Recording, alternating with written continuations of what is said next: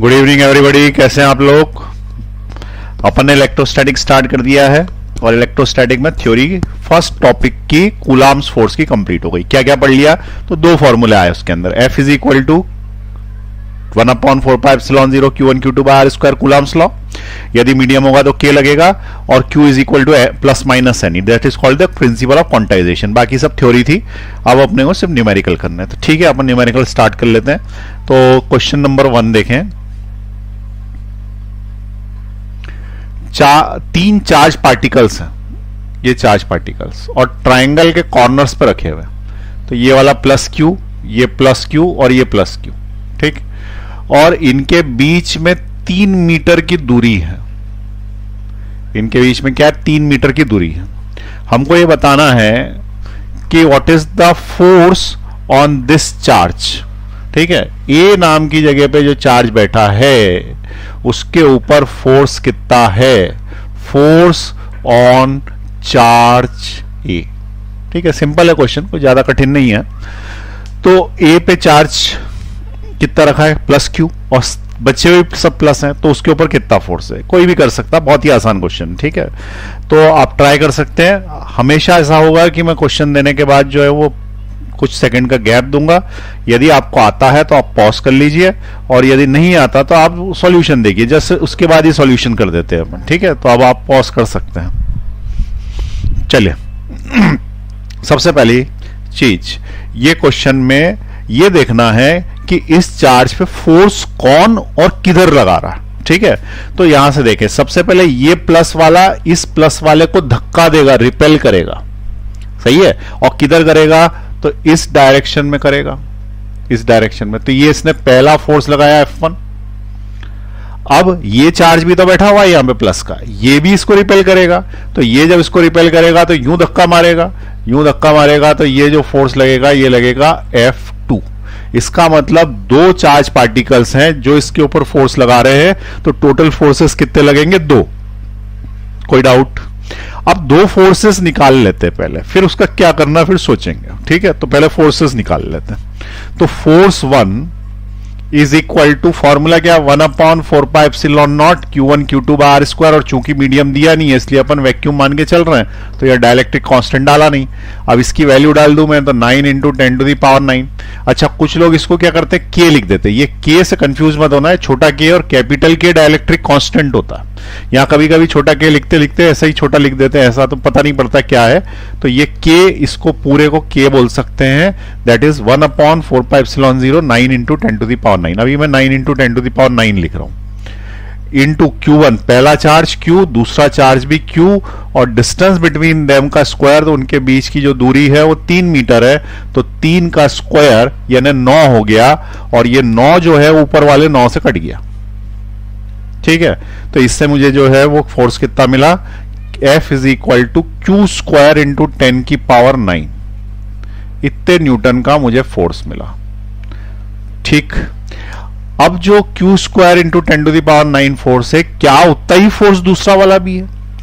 देखो पहला फोर्स ये, दूसरा फोर्स ये, तो दूसरा भी उतना ही है, क्योंकि वही Q1 Q2 है, वही 3 मीटर की दूरी है। इसका मतलब पहला फोर्स और दूसरा फोर्स सेम है। तो F1 और F2 दोनों आपस में बराबर हैं, और दोनों की वैल्यू यही है, Q स्क्वायर 10⁹ न्यूटन। अब इन दोनों का करना क्या है, जोड़ दूं क्या, डायरेक्ट इसने फोर्स लगाया उसने फोर्स लगाया, जोड़ दूं, तो उसका आंसर नहीं। ये प्रिंसिपल ऑफ सुपरपोजिशन से सॉल्व होगा। तो इसमें इलेक्ट्रोस्टैटिक में प्रिंसिपल है जिसका नाम है प्रिंसिपल ऑफ सुपरपोजिशन, ठीक है। प्रिंसिपल ऑफ सुपरपोजिशन,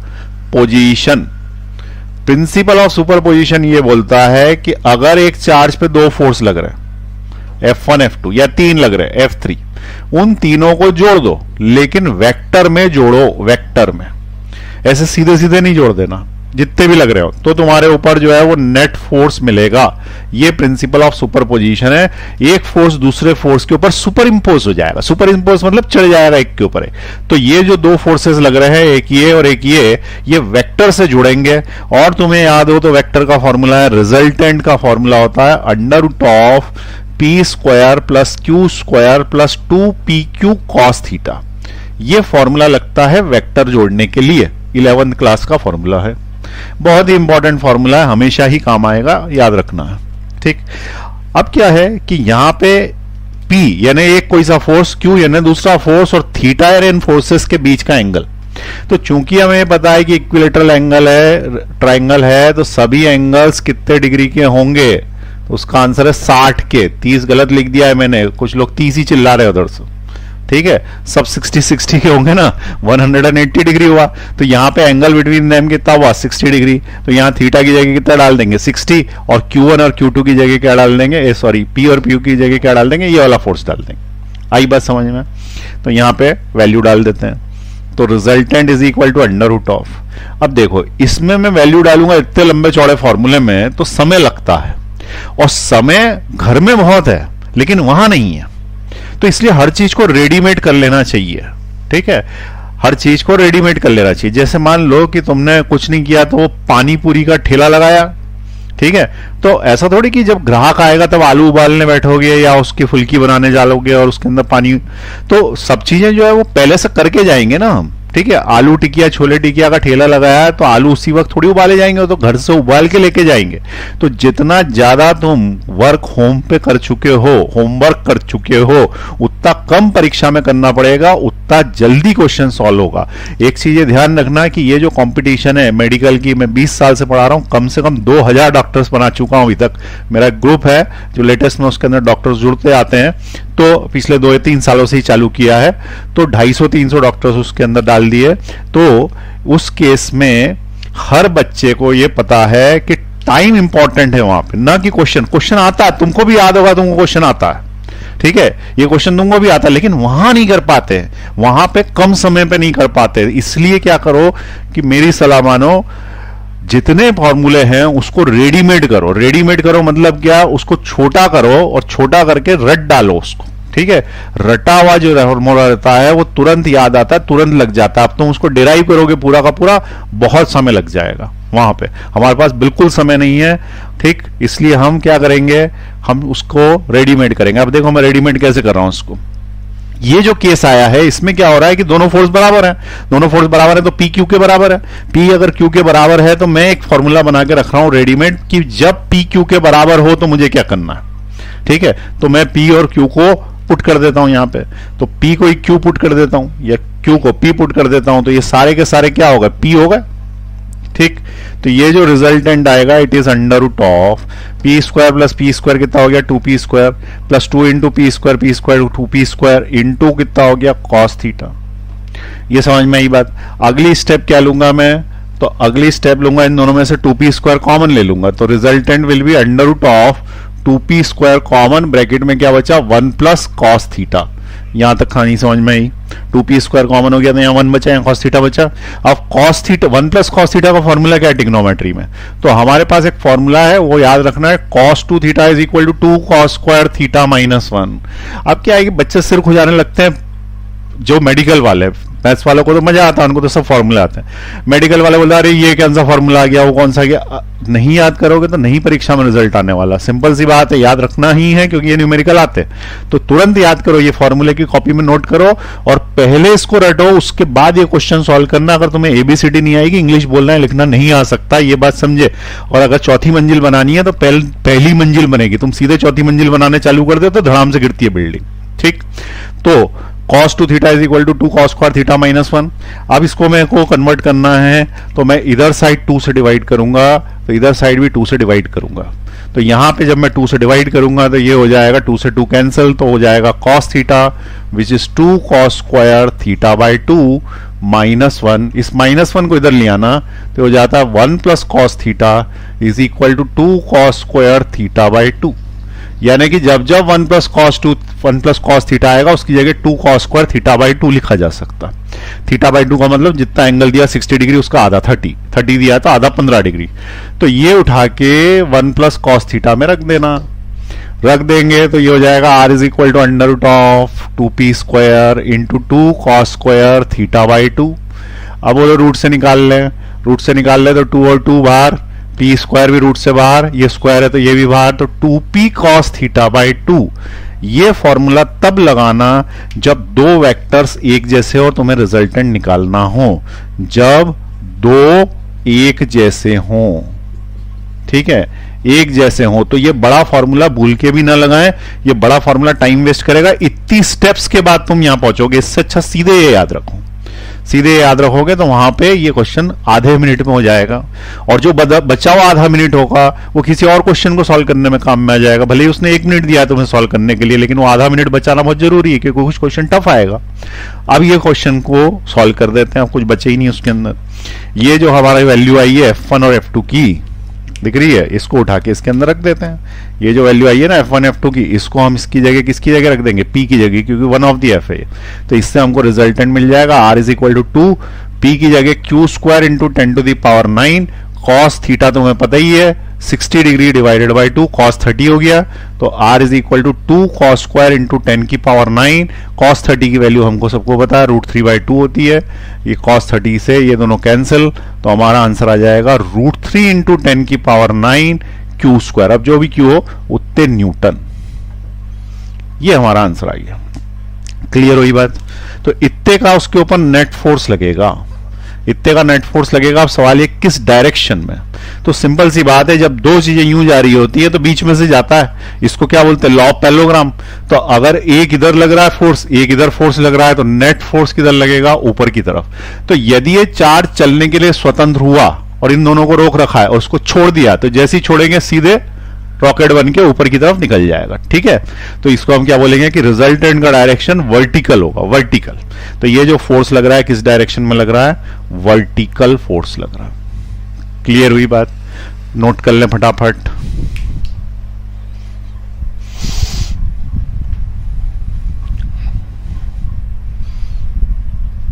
चलिए मिटा रहा हूं मैं, दूसरा क्वेश्चन देखें। दो चार्जेस वाले नहीं कराए मैंने, सीधे 3 4 5 ऐसे ही करा, आगे बढ़ा दूंगा मैं, ठीक है। अब ये फॉर्मूला भी याद रखना, 2p cos थीटा बाय 2, ऐसा ना हो कि भूल जाओ। ये तब लगाना है जब दो एक जैसे हों, बराबर हों और रिजल्टेंट निकालना हो, तो प्रिंसिपल ऑफ सुपरपोजिशन लगाते हुए इसको लगाएंगे। चलिए नेक्स्ट क्वेश्चन देखें। 4 चार्जेस रखे हुए हैं प्लस Q एक स्फीयर के कोने पे, सॉरी स्क्वायर के कोने पे,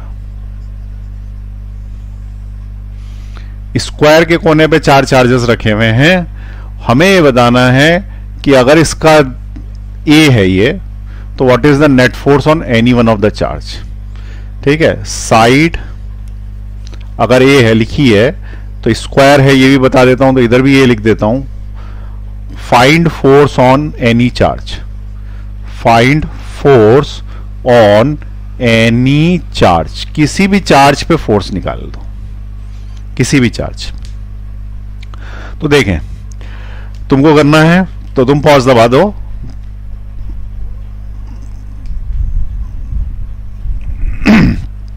ठीक, अब देखें, सबसे पहले मैं इस वाले पे निकालने की कोशिश करता हूं, एक पे। किसी पे भी निकालो एक जैसे ही आएगा, क्योंकि चारों एक जैसे ही तो हैं, अलग अलग होते हैं नंबर, 5 6 15 16 ऐसा कुछ होता है तो अलग आता। अब क्या करेंगे कि सबसे पहले ये पता करेंगे कितने फोर्सेस लगेंगे। तो एक तो ये इधर बैठे बैठे इसको रिपेल करेगा, रिपेल करेगा तो ये फोर्स लगाएगा इस साइड, इसको मैंने बोल दिया F1। ये नीचे ने ऊपर धक्का मारेगा क्योंकि रिपल्शन होगा, रिपल्शन होगा तो ये होगा F2, और ये यहीं से बैठ के ऐसे डायगोनल धक्का मारेगा, और इसको क्या बोल देंगे अपन, F3। यानी इसके ऊपर अब की बार 3 फोर्स लगेंगे, क्योंकि 3 चार्ज उसके अलावा हैं, पिछली बार 2 लग रहे थे, ठीक है। तो एक ये लग रहा है, एक ये लग रहा है, एक ये लग रहा है। ऊपर वाला F2 F3 दिख नहीं रहा, कोई बात नहीं, थोड़ा नीचे लिख देता हूं, ये F2 और ये वाला जो है ये F3, ठीक है। कितने फोर्सेस लगे इसके ऊपर, 3 फोर्सेस, F1 F2 F3। अब इसमें से बताओ कि क्या तीनों एक जैसे हैं, तो उसका आंसर है नो, 2 एक जैसे हैं। ये वाला और ये वाला एक जैसा है, क्योंकि जो A है ये A है, यानी डिस्टेंस सेम है। इसका मतलब कि F1 और F2 तो एक जैसा है, लेकिन F3 एक जैसा नहीं है, क्योंकि F3 यहां से यहां तक की दूरी पे लगेगा और ये दूरी इसके बराबर नहीं है। तो सबसे पहले दूरी कितनी होगी, तो ये A है और ये है, तो पाइथागोरस थ्योरम लगाओगे यहां पे, तो वो क्या होगा, √A² + A²। हाइपोटेन्यूस निकलेगा तो √2A² which is equal to √2A। तो डायगोनल की लेंथ √2A आती है, तो ये दूरी अलग है, इसलिए फोर्स अलग हो जाएगा। ठीक है, मैंने पाइथागोरस थ्योरम लगा दिया। अब कितने फोर्स निकालूं मैं, तो दो ही निकाल लेता हूं, एक इनके बीच में, उसी को इसके बराबर कर दूंगा, और एक ही एक्स्ट्रा और लगा दूंगा इसके ऊपर बाद में। तो फोर्स निकाल लेते हैं अपन। सबसे पहले निकाल रहा हूं मैं F1 यानी ये जो इसके ऊपर लगा रहा है। अब देखो यहां पे मैं 1/4πε0 ना यूज करते हुए K लगा देता हूं, ठीक है, K मतलब 1/4πε0, बाद में हटा देंगे उसको। तो F is equal to K Q1 Q2 upon R²। इतना शॉर्ट में करना चाहिए क्वेश्चन, ठीक है, मन ही मन में Q1 Q2 अपॉन R²। और अगर कोई बोलेगा F2 तो बोलना कि F2 भी वही है, क्योंकि ये F1 है और ये F2 है, बराबर है, लेकिन F3 अलग है। F3 अलग है तो F3 निकाल लेते हैं। 1/4πε0 Q1 Q2, चार्जेस तो दोनों एक जैसे हैं, Q1 Q2 अपॉन डिस्टेंस का स्क्वायर, तो इनके बीच का डिस्टेंस √2a है, तो √2a का स्क्वायर करेंगे तो 2a² आएगा, क्योंकि √2 बन जाएगा, a² हो जाए।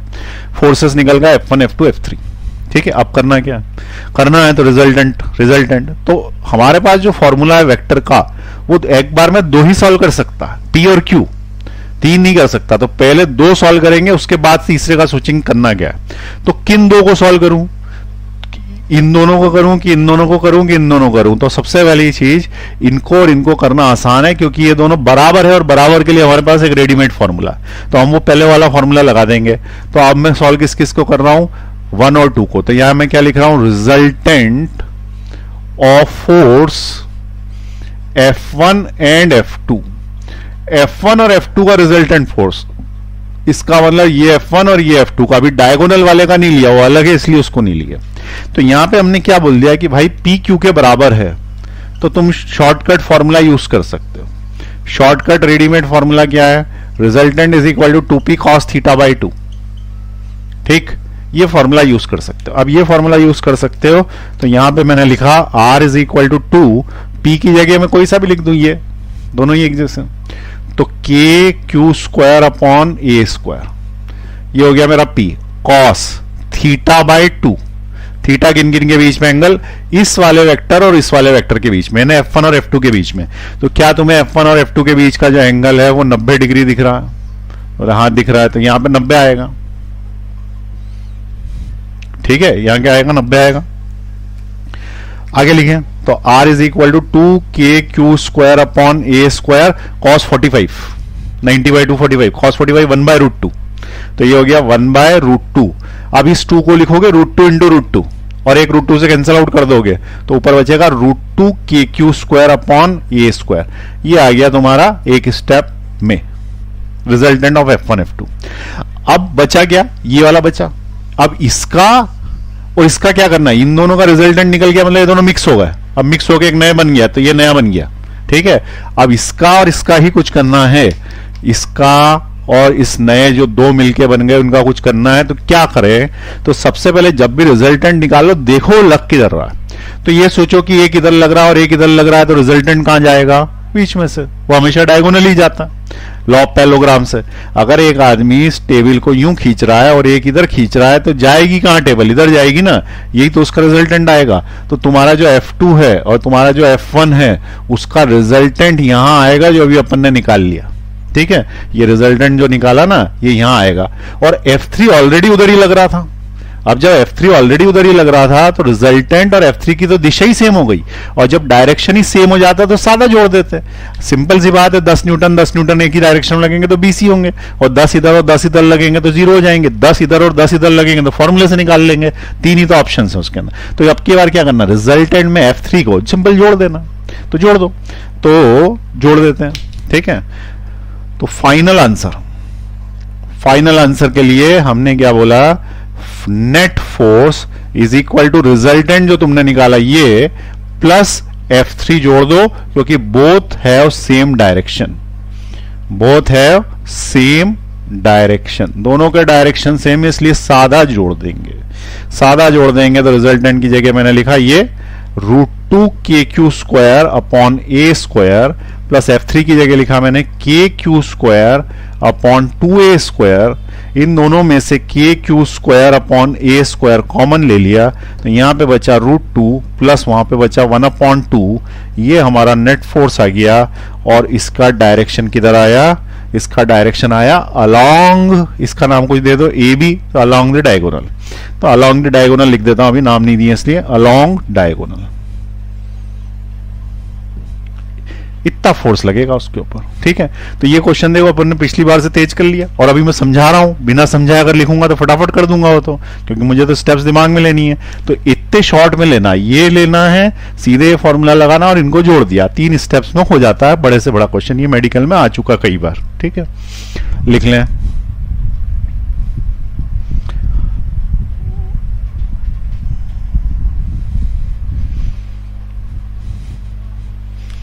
चलिए इसके आगे देखें।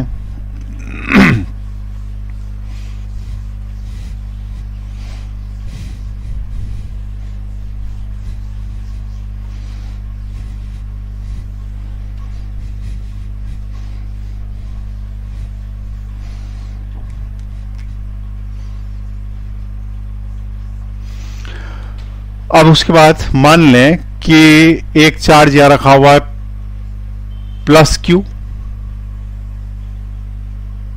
दूसरा चार्ज रखा हुआ है यहां पे स्मॉल क्यू, और इनके बीच की दूरी जो है वो है डी, ठीक है।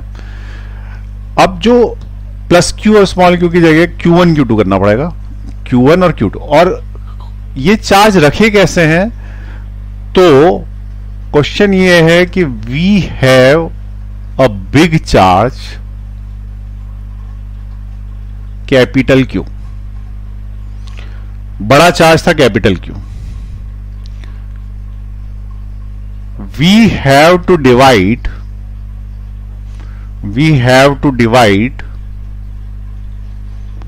it into two parts such that the force between them is maximum. Force between them is maximum. Find that two charges. मतलब क्या है, तुम्हारे पास एक बड़ा चार्ज था, उसको फोड़ के 2 टुकड़े करना है और ऐसे रख देना Q1 Q2।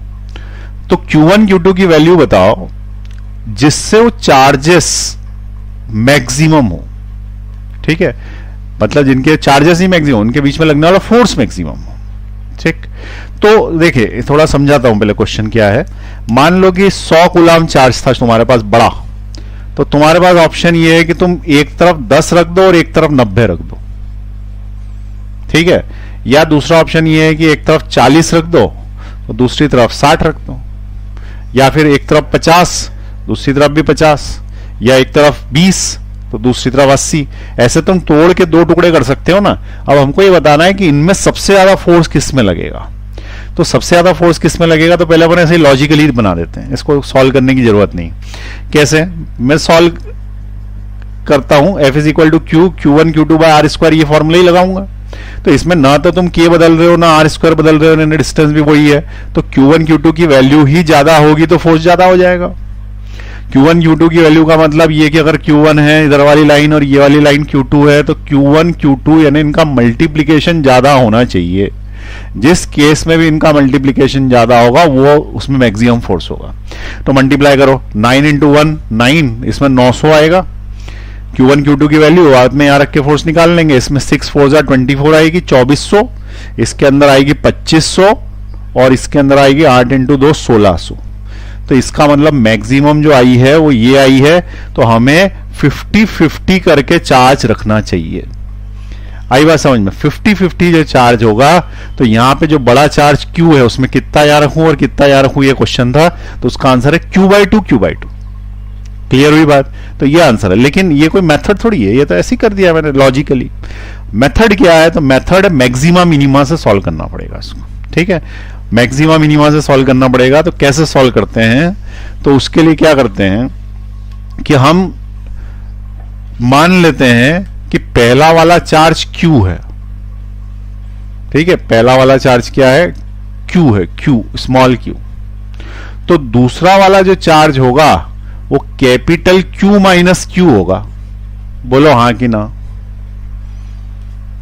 अरे टोटल Q है ना, कैपिटल Q, ये Q है, इसमें से एक यदि स्मॉल q है तो बचा हुआ क्या होगा? Q माइनस Q होगा। अगर ये 100 है, ये 10 है, तो ये बचा हुआ क्या होगा? 100 माइनस 10 होगा ना। ठीक, तो हमने क्या किया, एक को ले लिया Q, एक को ले लिया Q माइनस Q। अब क्या करा, इनके बीच में फोर्स निकालने के लिए लगाया formula F is equal to capital K Q1 Q2 upon distance का square, Q1 Q2 upon distance का स्क्वायर। ठीक है, तो ये वाला हो गया Q1, ये वाला हो गया Q2 अपॉन डिस्टेंस का स्क्वायर। अब क्या होता है कि जब तुम किसी चीज को तुम्हें मैक्सिमम करना रहता है कि ये फोर्स ज्यादा से ज्यादा है, तो उसको डिफरेंशियल करना पड़ेगा, और डिफरेंशियल करके उसको जीरो पुट करते हैं। ये उसका मेथड है। तो पहली स्टेप क्या, उसको डिफरेंशिएट करते हैं, दूसरी स्टेप में डिफरेंशियल करके जीरो पुट करते हैं। तो यहां पे F is equal to K, this into this करोगे तो Q इंटू Q होगा, दिस इंटू दिस करोगे तो Q स्क्वायर होगा, और अपॉन में क्या होगा? D स्क्वायर होगा। अब मैं इसका डिफरेंशियल करूंगा विथ रिस्पेक्ट टू Q के रिस्पेक्ट में। ठीक है, बहुत सारे लोग सिर खुजाने लग गए होंगे, मैथ से भाग के फिजिक्स नहीं आएगी।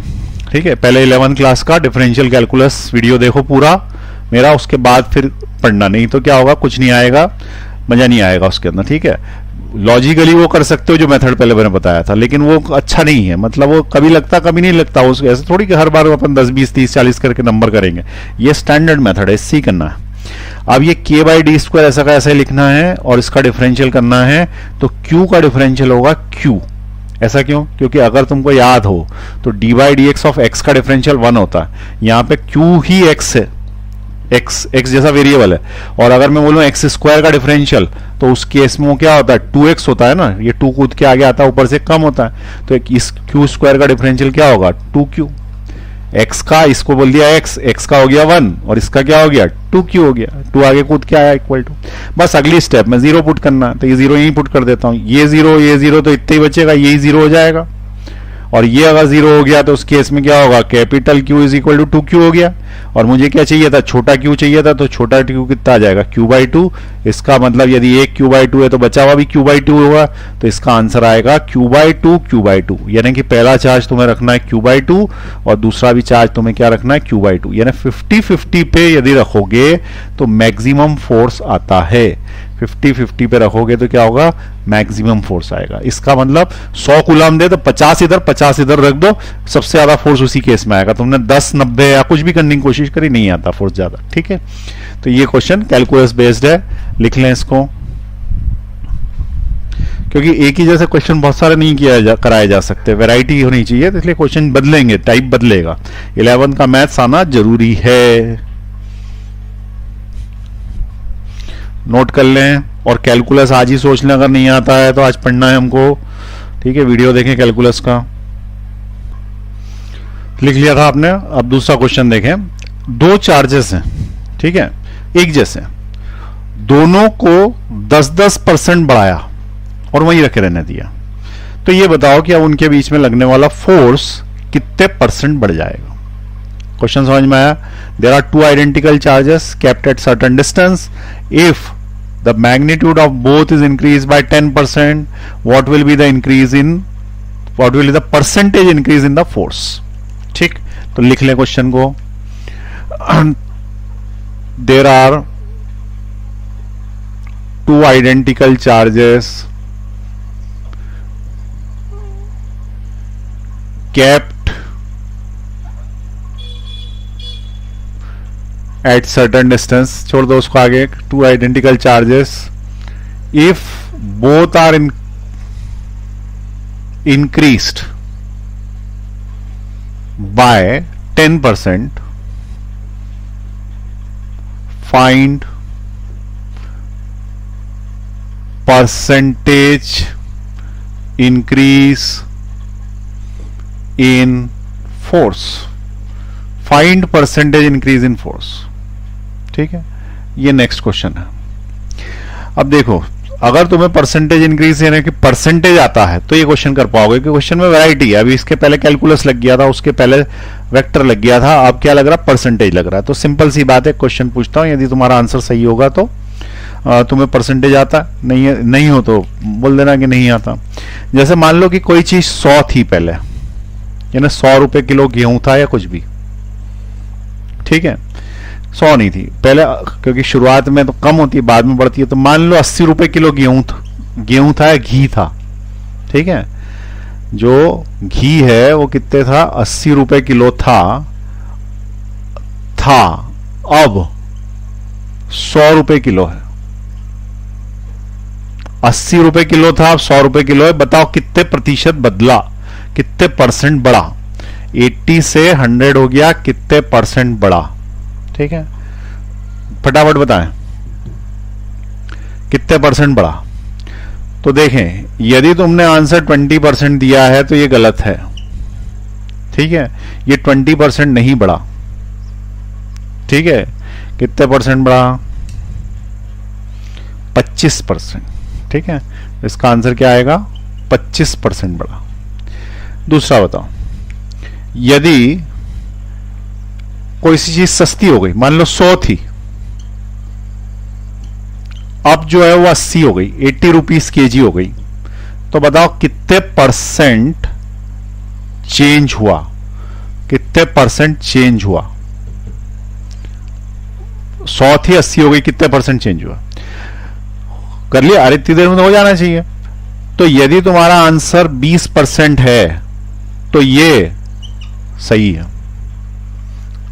ठीक है, 20% है तो ये सही है, पहले 20% गलत था। 80 से 100 होगा तो 25% होगा, जबकि 100 से 80 होगा तो 20% होगा, ठीक है। अगर तुम्हारा इनमें से कोई भी एक आंसर गलत है, इसका मतलब परसेंटेज नहीं आता।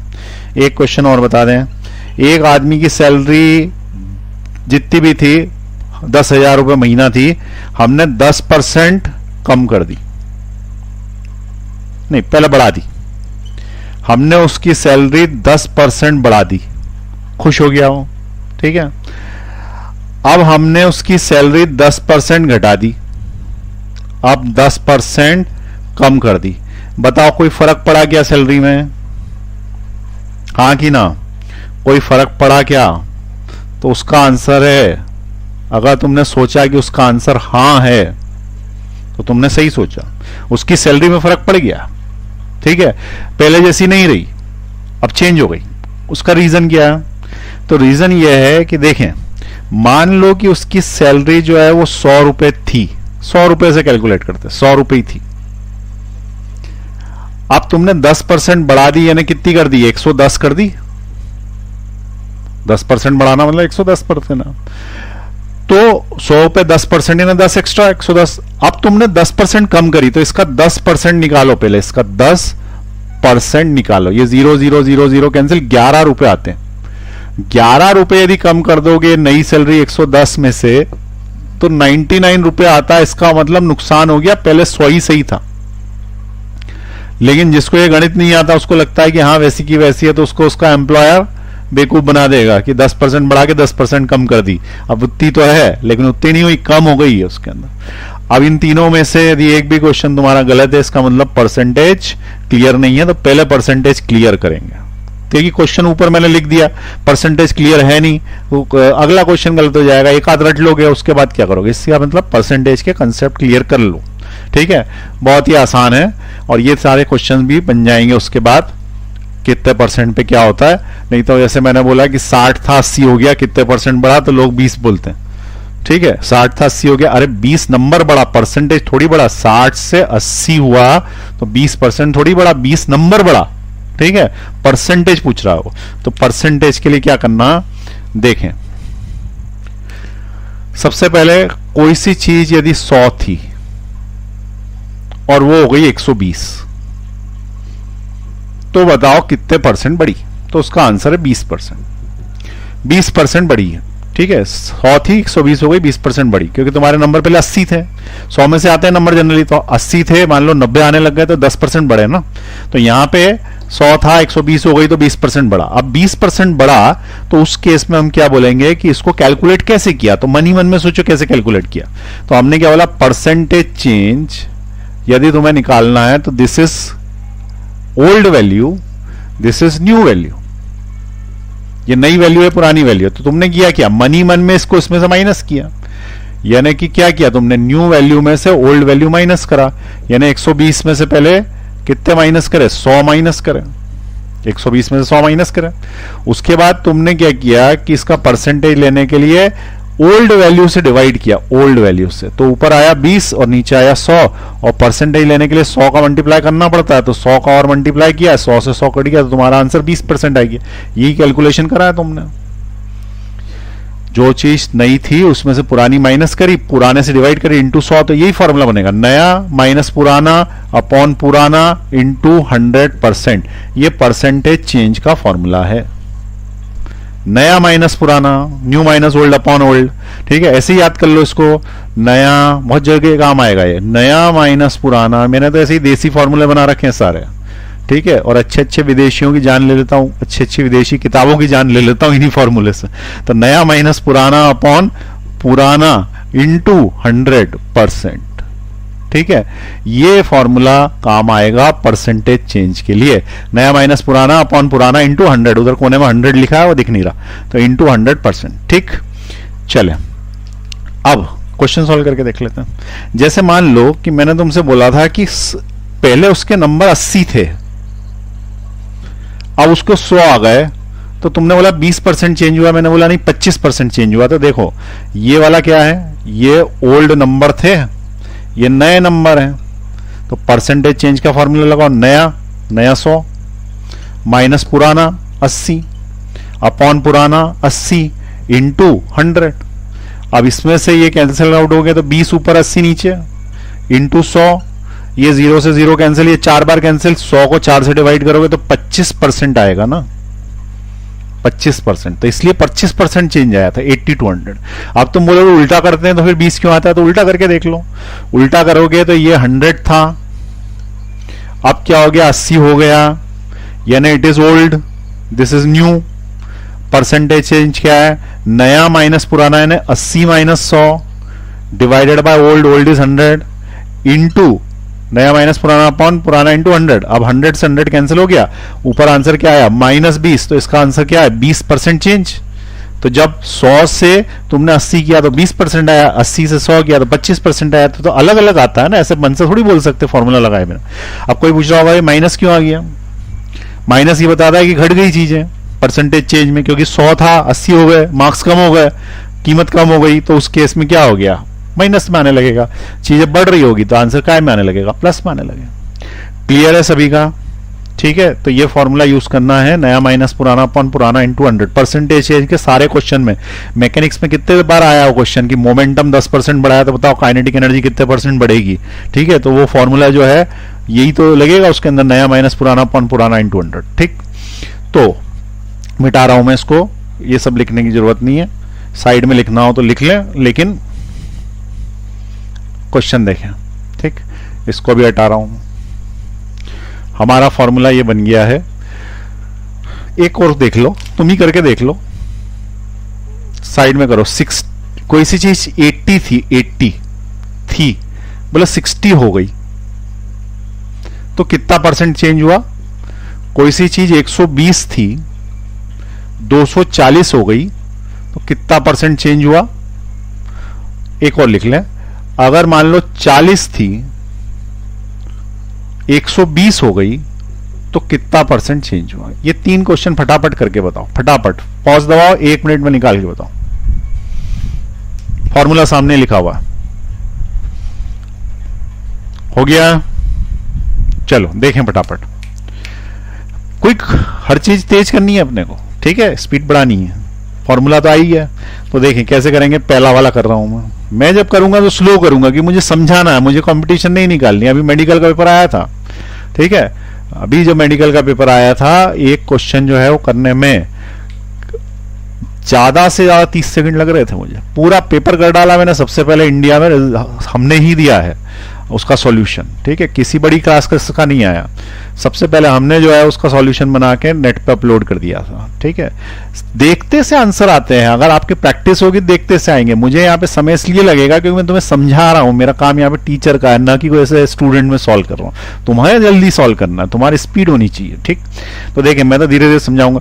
Percentage change is equal to नया, नया इसमें नया कौन सा है, ये है नया, ठीक है, इट इज न्यू, और ये कौन सा ओल्ड है, तो नया माइनस पुराना, तो 60 माइनस 80, सीधी बात है आंसर माइनस में आएगा क्योंकि कम हो गया, डिवाइडेड बाय ओल्ड, ओल्ड यानी क्या 80 इंटू क्या 100, ठीक, ये कितना हो गया 20 हो गया, और नीचे कितना हो गया 80 हो गया, इंटू 100, तो ये इससे कितनी बार कैंसिल हुआ 4 बार, तो 100 डिवाइडेड बाय 4 माइनस का 25%, माइनस छोड़ दिया था मैंने, माइनस का 25%, सही है हमारा आंसर, ठीक। चले दूसरा देखें, 120 था 240 हो गया, 120 था 240 हो गया, तो इसका आंसर आएगा 100%, इसको सॉल्व नहीं कर रहा मैं, ऐसे ही दिख रहा मेरे को। 100% जब भी होता है तो याद रखना 100% बढ़ाने पे डबल होता है, ठीक है, तो ये 120 था 240 हो गया, यानी कि डबल हो गया, तो जब भी डबल हो तो 100% बढ़ाना कहते हैं। ये क्वेश्चन काइनेटिक एनर्जी में पूछते हैं कि 100% बढ़ाया तो समझ लेना कि डबल हो गया। जैसे मैंने काइनेटिक एनर्जी 100% बढ़ाई, ठीक है, तो काइनेटिक एनर्जी 100% बढ़ाई, यानी हाफ mv² जो पहले थी अगर 100% बढ़ाई, इसका मतलब मैंने काइनेटिक एनर्जी दुगनी कर दी। अब उसने बोला कि यदि काइनेटिक एनर्जी 100% बढ़ाई तो बताओ वेलोसिटी कितने परसेंट बढ़ी, ठीक है, तो वेलोसिटी 100% नहीं बढ़ेगी, काइनेटिक एनर्जी 100% बढ़ाई, इसका मतलब ये 100 का क्या कर दिया तुमने 200 कर दिया, ठीक है, तो काइनेटिक एनर्जी जब डबल कर दोगे तो तुम्हारी वेलोसिटी √2 टाइम्स ही बढ़ेगी, क्योंकि इसको डबल करने के लिए √2 वेलोसिटी होगी। अब वेलोसिटी हो जाएगी √2v, और पुरानी वेलोसिटी थी v, तो √2v नया माइनस पुराना अपॉन पुराना इंटू 100, तो √2 - 1 डिवाइडेड बाय 1 ही आ जाएगा, इंटू 100, √2 1.41 होता है, -1 करोगे तो 0.41 इंटू 100 यानी 41% के आसपास आएगा, 41.4% ऐसा कुछ है, ये इसका आंसर होगा, वेलोसिटी इतने परसेंट बढ़ेगी, ठीक है। अब चूंकि तुमको अगर परसेंटेज नहीं आता तो एकदम समझ में नहीं आया होगा, लेकिन अभी प्रैक्टिस कर लोगे तो आ जाएगा कि किस तरीके से मैं कर रहा हूं। ज्यादा से ज्यादा क्वेश्चन सॉल्व करने में कितनी देर लगती है, 30 सेकेंड्स। तो 120 था 240 हो गई, तो इसका आंसर 100%, यहां तक सभी का सही है तो बहुत अच्छे जा रहे हैं। अगर तीसरा भी तुम्हारा सही निकल गया, इसका मतलब तुम्हें परसेंटेज आ गया, ठीक है, फिर कभी गलत नहीं होगा, भले ही अभी टाइम लग रहा होगा, लेकिन धीरे धीरे स्पीड भी बन जाएगी। बताओ लास्ट वाला सही हो गया, तो देखो 120 - 40 डिवाइडेड बाय 40 इंटू 100, ये हो गया 80 डिवाइडेड बाय 40 इंटू 100, इसका आंसर 200%। क्या तुम्हारे तीनों आंसर सही हैं? यदि तीनों सही हैं तो तुम्हारा परसेंटेज आ गया। अब तुम वो क्वेश्चन आसानी से कर लोगे ऊपर वाला, ठीक है। तो आगे बढ़ा रहा हूं, मिटा रहा हूं इसको, ठीक है, जिसको लिखना है पॉज दबा के लिखे फटाफट। चलिए फॉर्मूला हमारे पास है नया माइनस पुराना अपॉन पुराना इंटू 100, देसी फॉर्मूले विदेशी किताबें, ठीक है, नया माइनस पुराना new minus old upon old into 100%, नया माइनस पुराना अपॉन पुराना, याद रखना अपॉन में पुराना है, नया मत कर देना, ठीक है। अब 2 identical charges both are increase by 10%। देखो 10% जब भी बढ़ाने के लिए बोले तो मान लेना कि शुरुआत में जो चार्ज था वो 100 था, तुमने दूरी में तो कोई चेंजेस किए नहीं, तो शुरुआत में जो चार्ज था वो 100 था, दूसरा भी चार्ज जो था वो कितना था 100 था, और ये d डिस्टेंस पे रखे थे। ये कौन सा है? ये पुराना है, पुराना, पुरानी बात हो गई, ओल्ड बात हो गई। हमेशा ये न्यू ओल्ड करके ही क्वेश्चन सॉल्व करने चाहिए। अब नई बात क्या है, न्यू बात क्या है? तो अब 10% बढ़ा दिया। 10% बढ़ाने का मतलब इसको 110 कर दिया, क्योंकि 100 पे कैलकुलेशन करना आसान होता। अब तुम बोलोगे कि 100 मन से कैसे ले लिया? तो लेट करा है मैंने, सोचा है कि 100 है, क्योंकि 100 पे मेरे को 10% बढ़ाना आसान होता है। नहीं तो मैं 120 ले लेता तो 120 का 10% निकालता तो 12 बढ़ाने पड़ते, तो 132 आता है। जबरदस्ती का कैलकुलेशन करना पड़ रहा है। अगर मैंने बोला कि 100 है तो 100 पे हर चीज मुंह जबानी कैलकुलेट हो जाती है। इसलिए क्या करा करो, इनिशियली 100 मान लिया करो, 10% बढ़ाए तो 110, 20% 120, ठीक।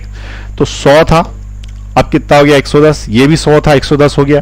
पहले इनके बीच में फोर्स कितना था? तो F is equal to constant Q 100 into 100 upon d²। ये इनका ओल्ड फोर्स था पहले। अब इनका नया फोर्स आएगा, नया के वही है 110 होगा, ये दोनों अपॉन डिस्टेंस वही है। आई बात समझ में? अब परसेंटेज चेंज पूछेगा वो, तो परसेंटेज चेंज का मतलब क्या? नया फोर्स नया माइनस फोर्स पुराना अपॉन फोर्स पुराना इंटू 100, ये ओल्ड है, ये लगाओगे ना formula percentage change in the force में, कितने परसेंट फोर्स चेंज हुआ यही तो पूछा है उसने। तो फोर्स नया में देखो क्या करा करो कि इसके अंदर जो चीजें यहां पे इतनी दे रखी है ना, ये सब कॉमन निकलती हो वो मत लिखा करो, समय बर्बाद होता, क्योंकि वो कटी जाएंगी अपॉन में से निकल के। तो तुम्हें सिर्फ इतना इतना देखना है यहाँ क्या लिखा है। तो 100 इंटू 100 लिखा है वो होता है 10000, और यहाँ लिखा है 11 इंटू 11 जो होता है 121 और 2 0। बाकी के पीछे की चीजें कांस्टेंट है, ठीक है, उसको लिखना नहीं है, समय खराब होता है। लिखोगे बहुत अच्छी बात है, नंबर ज्यादा नहीं मिलने वाले। हाँ 12th बोर्ड में लिख सकते हो, 12th बोर्ड में लिखना ही पड़ेगा, ठीक। तो यहाँ पे मैं डायरेक्ट वैल्यू डाल रहा हूँ। एफ एन क्या है, एफ एन 12100। 12th बोर्ड में इसको के करके छोड़ देना, के लिख देना भाई, बची हुई चीज सारी के, ये के तो ये कोई नया के जिसको के डैश बोल दो, ठीक है, के डैश करके यहाँ छोड़ देंगे और नीचे के डैश कॉमन निकाल के कैंसिल आउट कर देंगे। तो बोर्ड में ऐसे करते हैं, लेकिन कंपटीशन में नहीं करना, समय खराब होता है। 12100 माइनस एफ ओल्ड क्या होता है 10000 divided by F old 10000 into 100। अब इसमें से देखो कॉमन निकालूंगा मैं, ऊपर से 2 0, तो इसके पास भी 2 0 कॉमन है, इसके पास भी 2 0 कॉमन है, और नीचे से भी 2 0 कॉमन निकल के कट गए, ठीक है। कॉमन निकाल लो, काट दो, इससे अच्छा ऊपर ही कॉमन निकाल के काटा करो, समय बचता है। फिर यहां बचा 100, ये 100 है ही, 100 से 100 कैंसिल, बात खत्म। 121 में से 100 गए तो 21 आया, तो ये इसका आंसर है। 21% का चेंज हो गया। आई बात समझ में, कितने परसेंट का चेंज हो गया 21%। फटाफट नोट कर लें।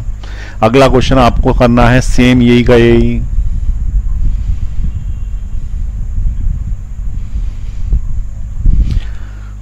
चलिए नोट कर लिया ना। अब आप करिए क्वेश्चन। 10% की जगह मैं 12% लिख रहा हूं, ये हटाया, इसकी जगह 12%। सेम क्वेश्चन है, लिखना हो तो लिखो, नहीं तो केस भी 12% करके सॉल्व कर दो। फटाफट आंसर बताएं।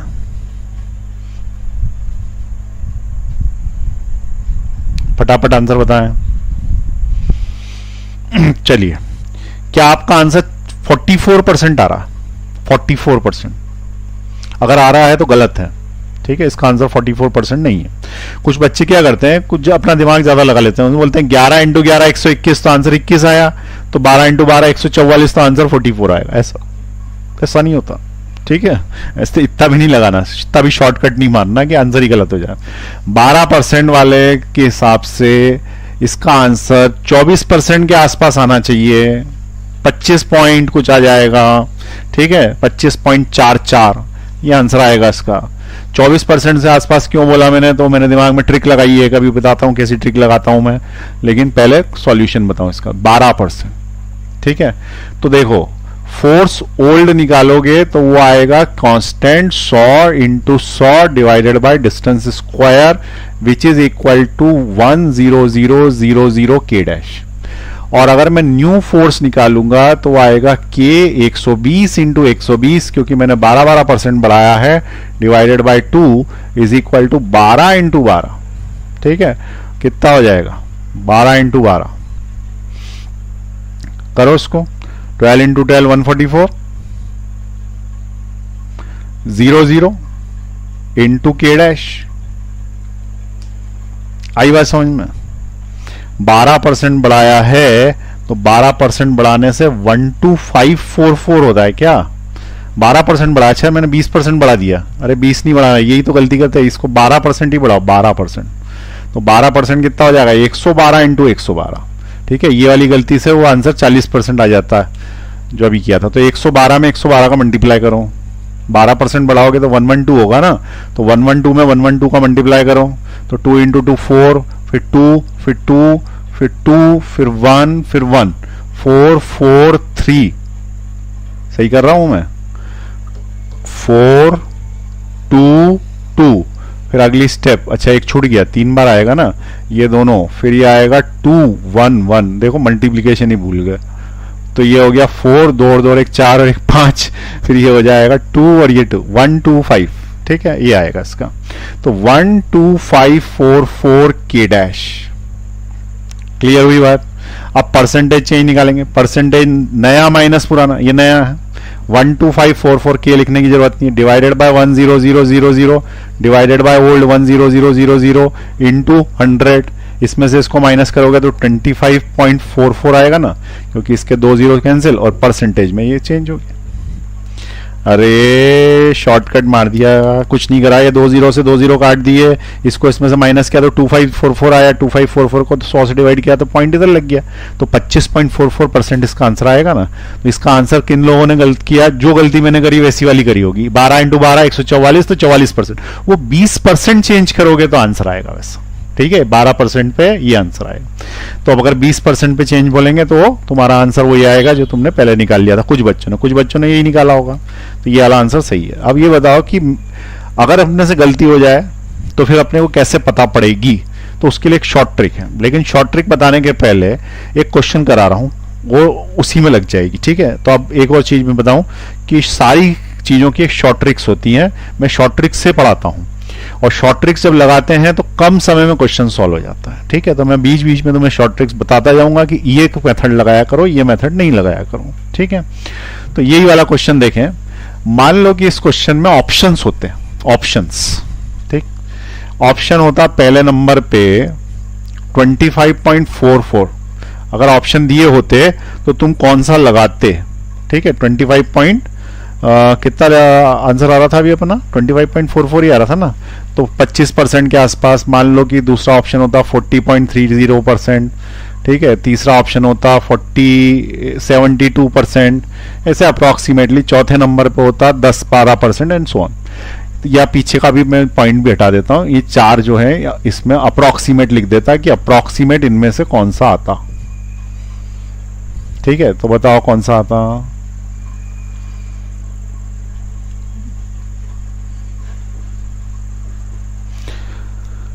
तो सीधी बात है 25% के आसपास आता भी निकाला, लेकिन जल्दी कैसे निकालोगे? तो उसके लिए ट्रिक लगाएंगे। ट्रिक क्या है देखें। मान लें कि एक time period of the pendulum is 2π√L/g। ये क्या है? Time period of the pendulum है। If length is increased by 2%, increased by 2%, लंबाई को 2% बढ़ाओगे, find percentage change in time period, change in time period. अब percentage change in time period क्या होगा? तो तुम क्या करोगे? पहले बोलोगे कि लंबाई 100 थी, अब 2% बढ़ाइए ना, 102 हो गई। तो पहले फॉर्मूला ये था 100/g 2π t is equal to, ये ओल्ड फॉर्मूला था। अब नया फॉर्मूला क्या हो जाएगा? t इज इक्वल टू 2π√, 2% बढ़ाई ना तो 102 हो गई, 102/g, ये नया आ गया। अब नया माइनस पुराना अपॉन पुराना इंटू 100 करोगे तो रूट में कैलकुलेशन चलेंगे, आ तो जाएगा आंसर, एग्जैक्ट आएगा, लेकिन टाइम खराब होगा, ठीक है। तो इसके लिए शॉर्ट ट्रिक बनी। शॉर्ट ट्रिक ये है कि जब भी परसेंटेज चेंज का क्वेश्चन आए, परसेंटेज चेंज का क्वेश्चन आए तो सिर्फ फॉर्मूला लिख लेना t is equal to 2π√L/g, और ये देखना कि जिसमें चेंज ला रहे हैं, किसमें चेंज ला रहे हैं? यहाँ पे लेंथ में चेंज ला रहे हैं ना, तो जिसमें चेंज ला रहे हैं उसके सिर पे उसकी पावर क्या है? तो यहां लेंथ की पावर देखो हाफ है, दिख रही है, रूट को हाफ बोलते हैं ना, तो लेंथ की पावर क्या है? हाफ है। तो जिसमें चेंज ला रहे हैं सिर्फ उसी को देखेंगे, ठीक। उसके बाद क्या करेंगे कि जितने परसेंट चेंज ला रहे हैं उसको उठा के एल की जगह रखेंगे। तो 2% चेंज ला रहे हैं तो 2% लिखा, और इसकी पावर को खुदा के आगे ले लिया, आगे हाफ लिखा है ना तो हाफ को आगे ले लिया।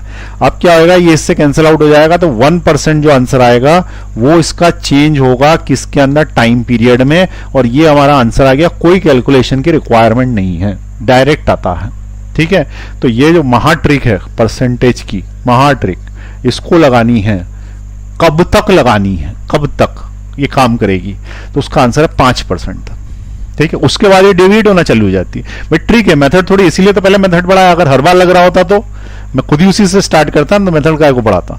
तो ये महा ट्रिक जो है वो 5% तक लगेगी, अच्छे से लग जाती है तक, लेकिन उसके बाद भी लगेगी, पर थोड़ा थोड़ा आंसर में वेरिएशन आने लगे। जैसे आंसर आया 12% तो हो सकता है 14 हो, अगर मान लो 25% का चेंज हुआ तो 1-2% और बढ़ सकता है, लेकिन अंदाज लग जाएगा कि इसके आसपास आंसर, ठीक है।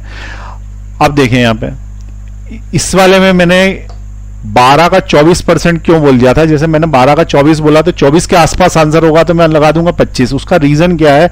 देखो कैसे ट्रिक लगा रहा हूं मैं इसमें। F is equal to 1/4πε0 Q1 Q2/r² है, डिस्टेंस का स्क्वायर। तो force proportionate to Q into Q कितना हो गया? Q², क्योंकि दोनों चार्जेस एक जैसे हैं, तो क्यू स्क्वायर हो गया। अब वो ये बोल रहा है कि जिसमें भी चेंज करे उसकी पावर को आगे कूदा लो और उतने परसेंट का चेंज आएगा। तो 12% का चेंज उसने किस में किया, 12% का चेंज उसने चार्ज में किया, उसकी पावर आगे कूदाओ, पावर आगे कूदा के मल्टीप्लाई कर दो तो 24% का चेंज फोर्स में आएगा, 24% का अप्रोक्सीमेट चेंज। अब ये 12% तक लगती नहीं है, 5% तक ही लगती है, इसलिए थोड़ा बहुत आंसर में डेविएशन आया, 24 का 25.44 ऐसा कुछ आ गया, लेकिन 40 तो नहीं आया ना, ये 60 तो नहीं आया, इतना लंबा तो गलती नहीं करी ना हमने। तो इसका आंसर क्या आ गया, 24%।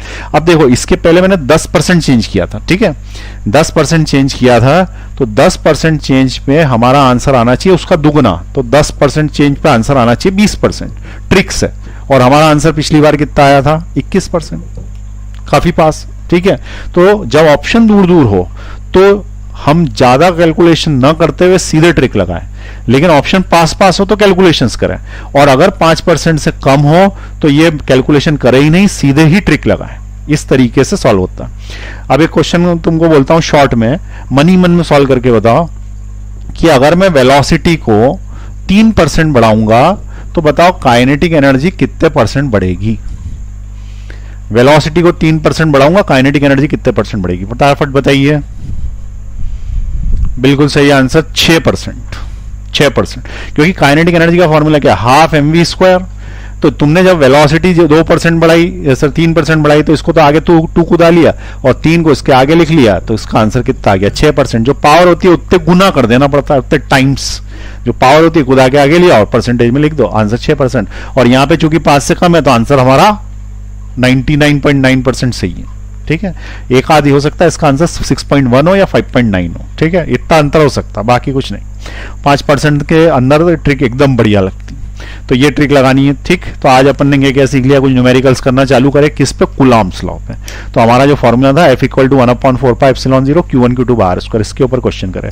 कम से कम 4 लेक्चर्स और न्यूमेरिकल ही न्यूमेरिकल होंगे, क्योंकि बेसिक कंसेप्ट भी साथ में सिखाता जा रहा हूं। जैसे आज मैंने ये सिखा दिया, परसेंटेज एनालिसिस वाला बेसिक कंसेप्ट सिखा दिया, इसकी ट्रिक भी बता दी, ठीक है। तो इस तरीके के कंसेप्ट साथ में चलते रहेंगे। डिफरेंशियल कैलकुलस की तैयारी आप करके रखें, बीच बीच में लगता। अब अपन अगली क्लास में मिलेंगे आगे क्वेश्चंस करने के लिए, ठीक है। नोट कर लीजिए इसको जो लिखा हुआ है, नेक्स्ट क्लास में मिलते हैं।